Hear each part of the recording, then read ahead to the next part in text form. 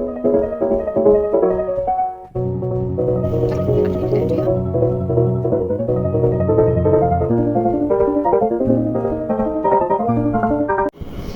वालेकुम, I am doctor Mariam and आज हम उसी वीडियो को कंटिन्यू करेंगे रेस्पिरेटरी शॉर्ट केसेस को। मैंने लास्ट टाइम प्लूरल डिफ्यूजन और बेसिक रेलेवेंट एग्जामिनेशन बताई थी। अच्छा, क्या आ सकता है शॉर्ट केसेस में, जिसे मैंने पहले बताया था आप लोगों को। शॉर्ट केस में आ सकता है pleural diffusion, consolidation, collapse, fibrosis और ILD, ठीक है। और प्लूरल डिफ्यूजन हो गई, पैथोलॉजी हो गई, ठीक है, और लंग्स ही है, ये चीज़ें आ सकती हैं, ठीक है। अब प्लूरल डिफ्यूजन मैंने बता दिया था, अब हम करेंगे कोलैप्स वर्सेस फाइब्रोसिस। अच्छा, कोलैप्स और फाइब्रोसिस ये सेम ही है, DDs में आते हैं। फाइंडिंग्स क्या होती हैं इंस्पेक्शन पे? जो कोलैप्स और फाइब्रोसिस का पेशेंट होता है, जब ये इनकी कमांड एंटीरियर चेस्ट में आती है। अगर आपको ख़ास कहा जाए कि पेशेंट की एंटीरियर चेस्ट को एग्जामिन करें, ठीक है, तो एंटीरियर चेस्ट को जब आप एग्जामिन करेंगे तो उसमें या आपने माइंड में रखना है, या तो अपाइकल मास होगा, ठीक है, मास होगा, या फिर कोलैप्स और फाइब्रोसिस होगी, ठीक है। प्लूरल इफ्यूजन के लिए कभी एंटीरियर चेस्ट की कमांड नहीं आएगी, इफ्यूजन के लिए पोस्टीरियर चेस्ट, और कंसोलिडेशन के लिए भी पोस्टीरियर चेस्ट की कमांड आती है, ठीक है। एंटीरियर चेस्ट में कोलैप्स, फाइब्रोसिस या अपाइकल पे मास हो, तो क्योंकि मास जो है वो आपको एंटीरियर चेस्ट पे ज़्यादा अच्छे से पता चल जाता है। अच्छा, कोलैप्स जो है ना वो एक लोकलाइज्ड एरिया में होता है, या तो जो है वो अपर, मिडिल और लोअर एरिया में होगा, लेकिन फाइब्रोसिस जो है वो वाइड स्प्रेड होती है, वो होल लंग को भी इन्वॉल्व कर सकती है। तो अगर आपको इंस्पेक्शन में कोई सा भी इधर राइट और लेफ्ट चेस्ट डिप्रेस मिले, बहुत ज़्यादा डिप्रेस चेस्ट है, दैट इज़ मतलब कि क्राउडिंग ऑफ रिब्स है उसमें, और ड्रूपिंग ऑफ शोल्डर आपने देखनी है सेम साइड पे, तो ये फाइब्रोसिस को सजेस्ट करेगा, ठीक है, क्योंकि ये फाइब्रोसिस वाइड स्प्रेड हो रही है, जिससे लंग्स में क्राउडिंग ऑफ रिब्स मिलेगी, लंग्स का साइज स्ट्रेंथन होगा, तो वो डिप्रेस चेस्ट होगा, ठीक है, इंस्पेक्शन पे। और ड्रूपिंग ऑफ शोल्डर मिलेगी, पेशेंट ओल्ड एज होगा, ठीक है, थोड़ा सा वेस्टेड होगा, तो ये फाइब्रोसिस की तरफ जाएगा। कोलैप्स जो है उसमें आपको डिप्रेस तो मिल सकता है चेस्ट, लेकिन क्राउडिंग ऑफ रिब्स भी मिल सकती हैं, बट ड्रूपिंग ऑफ शोल्डर जो है वो अनलेस बहुत ज़्यादा फाइब्रोसिस ना हो तो नहीं मिलेगी। कोलैप्स जो है ना, या तो अपाइकल, मिडिल और लोअर उसका होता है, उसमें इतनी वाइड स्प्रेड चेंजेस जो है मिलना मुश्किल है। अच्छा, इंस्पेक्शन में आपने रेस्पिरेटरी रेट जब काउंट करेंगे तो रेस्पिरेटरी रेट काउंट करना है, ठीक है, प्लस आपको डिक्रीज चेस्ट मूवमेंट्स मिलेंगी सेम साइड पे, और डिक्रीज चेस्ट एक्सपेंशन होगी। मुझसे एक क्वेश्चन किया था कि चेस्ट एक्सपेंशन किससे करेंगे? मेजरिंग टेप से करेंगे आप चेस्ट एक्सपेंशन, और हमेशा बिठा कर करते हैं, पेशेंट को बिठा कर करेंगे, और जो है वो मेजरिंग टेप आप रखें, उससे चेक करेंगे, ठीक है। इंस्पेक्शन हो गई। अच्छा, आपने परकशन करनी है, तो परकशन पे आपको वहाँ पे क्या मिलेगा? आपको डल परकशन नोट मिलेगा, ठीक है, डल परकशन नोट मिलेगा। और ब्रेथ साउंड्स आपको कैसे मिलेंगे? ब्रेथ साउंड्स आपको डिक्रीज मिलेंगे, और अगर सुपर इम्पोज इन्फेक्शन होगा या आपको ब्रोंकियल ब्रीदिंग भी मिल सकती है वहाँ पे, ठीक है, क्रैपिटेशंस भी मिल सकती हैं, और आपको डिक्रीज ब्रेथ साउंड्स मिलेंगे, ठीक है। और VR आपको कैसा मिलेगा? VR इंक्रीज़ भी हो सकता है और VR डिक्रीज़ भी हो सकता है, ठीक है। अच्छा, ट्रैकिया जो है वो सेम साइड पे डेफिनेशन होगा। इफ्यूजन से कैसे डिफरेंशिएट करते हैं? इफ्यूजन में ट्रैकिया ऑपोजिट साइड मूव करता है, जबकि कोलैप्स और फाइब्रोसिस में सेम साइड पे पूरा मीडियास्टिनम, मैसिव फाइब्रोसिस में मीडियास्टिनम शिफ्टिंग होती है, ठीक है। आपने ट्रैकिया देख लिया, फिर आप एपेक्स बीट देखेंगे, ठीक है, एपेक्स बीट। इसके डिफरेंशियल्स में आपने क्या रखना है? अगर कोलैप्स है तो DDs में फाइब्रोसिस है, अगर फाइब्रोसिस है तो DDs में कोलैप्स है, और अगर आपको कोई स्कार नज़र आ रहा है तो निमोनेक्टमी, ठीक है। ये हो गया आपका कोलैप्स का। इसको कैसे रीड करेंगे? For example, thanks for giving me command, I have examine this male और female patient lying comfortably on bed oriented with time, place and person, vitally stables and with respiratory rate आपने बता दिया। On inspection there is depressed और flat chest with drooping of shoulder, आपने बता दें right left है, upper middle और lower chest है, with visible crowding of ribs, decrease for example right side पे, तो decrease right side chest movements with decrease chest expansion, there is no visible और visible scar mark pulsation और pigmentation, there is dull percussion note with decrease breath sounds और bronchial breath sounds, and vocal resonance either increased or decreased with trachea deviated to the same side with an apex beat localized आपने बता देना है, ठीक है। और इसकी relevant examination में क्या क्या देखना है? अगर कोलैप्स है, फाइब्रोसिस है, और पेशेंट जो है वो ओल्ड एज है, ठीक है, तो मैलिग्नेंसी हो सकती है, ठीक है, टीबी पोस्ट टीबी फाइब्रोसिस हो सकती है, तो इसमें आपने क्या देखना है? इसमें आपने जो है ना हैंड्स में क्लबिंग, साइनोसिस, ठीक है, और लंग सी ए के फीचर्स, वेस्टिंग, ये चीज़ें जो है वो इसमें इम्पॉर्टेंट हो जाएंगी। Now consolidation.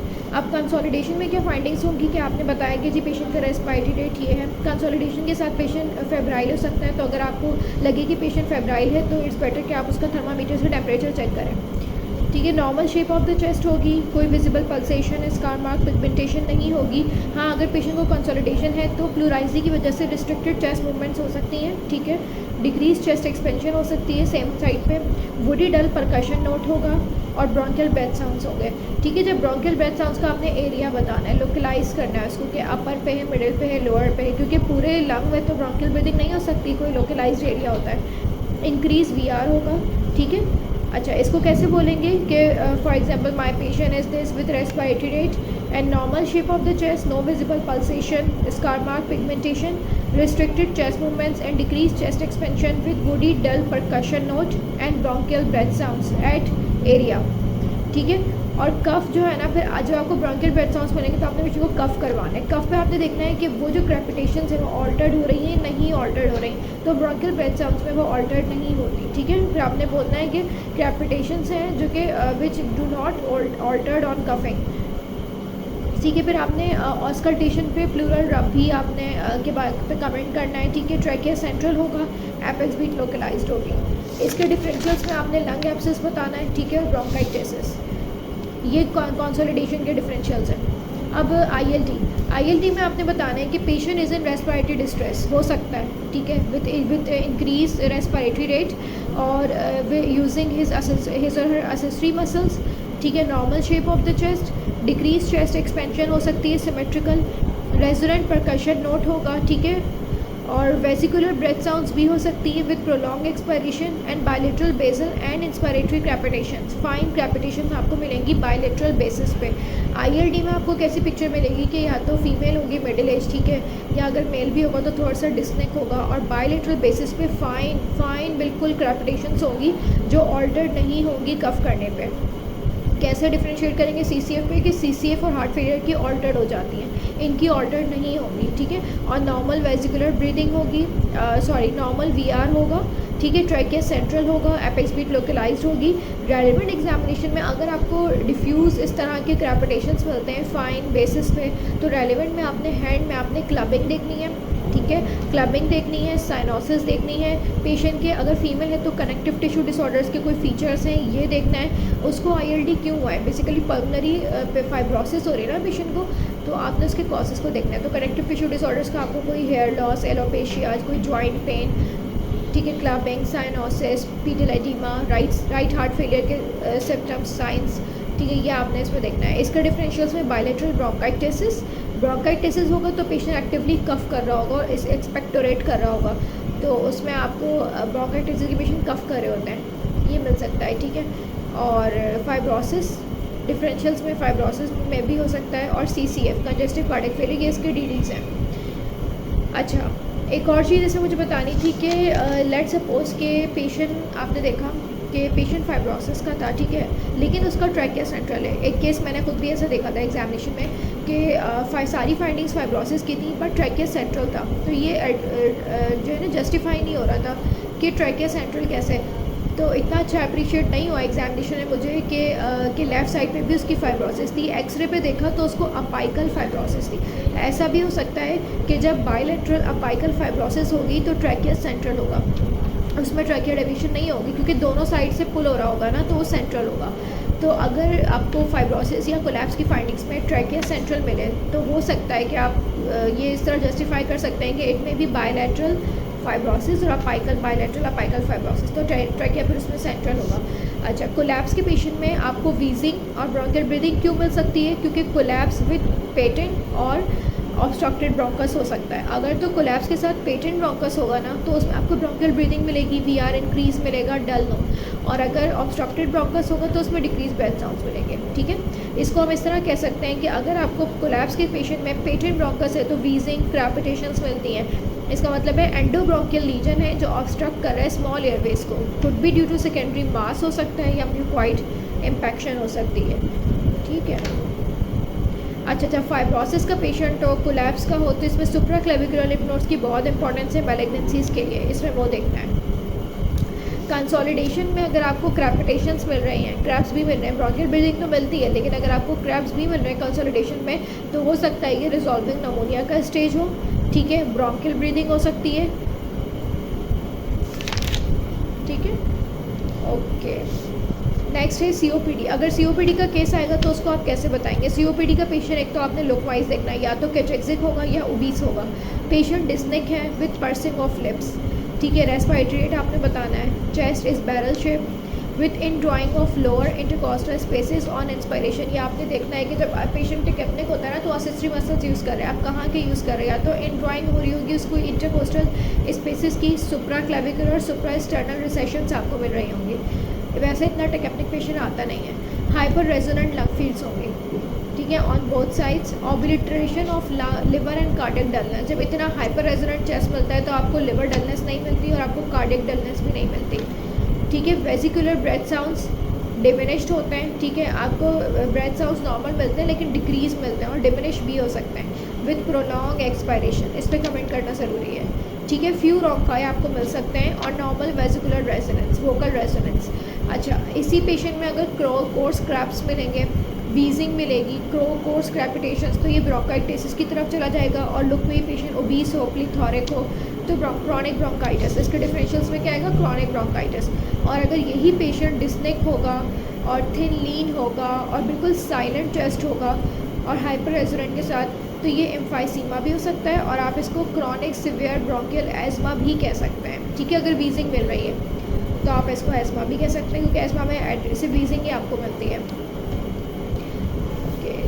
और रेस्पिरेटरी एग्जामिनेशन में लिवर का सिर्फ अपर बॉर्डर करना होता है, लोअर बॉर्डर नहीं करना होता है। वो सिर्फ आपको इसलिए करना होता है कि आप ये देखिए, अगर हाइपर रेजोनेंट लंग होगा ना तो लिवर डलनेस आपको नहीं मिलेगी और लिवर वो बिल्कुल नीचे हो जाएगा। So that's all about respiratory short cases, ठीक है। मैंने इसमें आपको प्लूरल डिफ्यूजन बताई थी, ठीक है। कोलैप्स, फाइब्रोसिस, इनको बेसिकली डिफ्रेंशिएट करना होता है कि पैथोलॉजी क्या है। कोलैप्स है, कंसोलिडेशन है, फाइब्रोसिस है, ब्रोंकाइटिस है, आईएलडी है, इफ्यूजन है। पहले इनको डिफ्रेंशिएट करना, फिर इनको अपनी रेलेवेंट एग्जामिनेशन में एडजस्ट करके डिफरेंशियल्स बनाना कि अगर इफ्यूजन है तो सेकेंडरी टू ट्यूबरक्लोसिस है, पैरानिमोनिक है, कनेक्टिव टिश्यू है, लिम्फोमा है, उसको कैसे आप जो है वो लिंक करेंगे, तो आप उसके लिए रेलेवेंट एग्जामिनेशन करेंगे।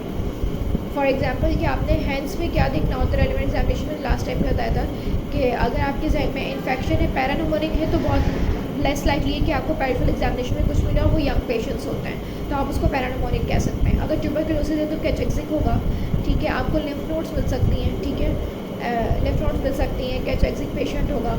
और अगर फाइब्रोसिस है तो क्लबिंग मिलेगी, साइनोसिस मिलेगी। लिम्फोमा है तो लिम्फ नोड्स मिलेगी, विसरोमेगैली, लिवर स्प्लीन मिलेगा, ठीक है। और अगर लंग सी है, मैलिग्नेंसी है, तो लंग उसमें आपको वेस्टिंग मिलेगी, स्मॉल मसल्स होता है हैंड्स की, हॉर्नर मिल सकता है, नहीं भी मिले तो देखना ज़रूर है, ठीक है। प्लस उसमें पैरान्यूप्लास्टिक फीचर्स में गायनिकोमेस्ट्रिया उसमें देखना है, वो एक लंग सी का लॉन्ग केस होगा, तो उसमें मैं सब चीज़ें बताऊँगी कि पैरान्यूप्लास्टिक चीज़ें कौन सी होती हैं। और सीओपीडी में आपको nicotine staining, tar staining, science of CO2 retention, ठीक है, ये सब इसमें देखना होगा। ओके, आई होप कि आपको समझ में आएगा, ठीक है। थोड़ी सी टफ होती है रेस्पिरेटरी शॉर्ट केस, लेकिन प्रैक्टिस से कवर हो जाता है। और सब्सक्राइब करें, लाइक करें और अपने कुलीग्स के साथ शेयर करें। और क्योंकि जिनका एग्ज़ाम नहीं भी है लेकिन जो रेजिडेंट है, बहुत ज़रूरी है कि उनको अभी से ही ये चीज़ें पता हो, ताकि वो इन चीज़ों को प्रैक्टिस करें और एग्ज़ाम के टाइम पे फिर उन्हें मुश्किल नहीं हो, ठीक है। गुड लक, थैंक यू, अल्लाह हाफ़िज़।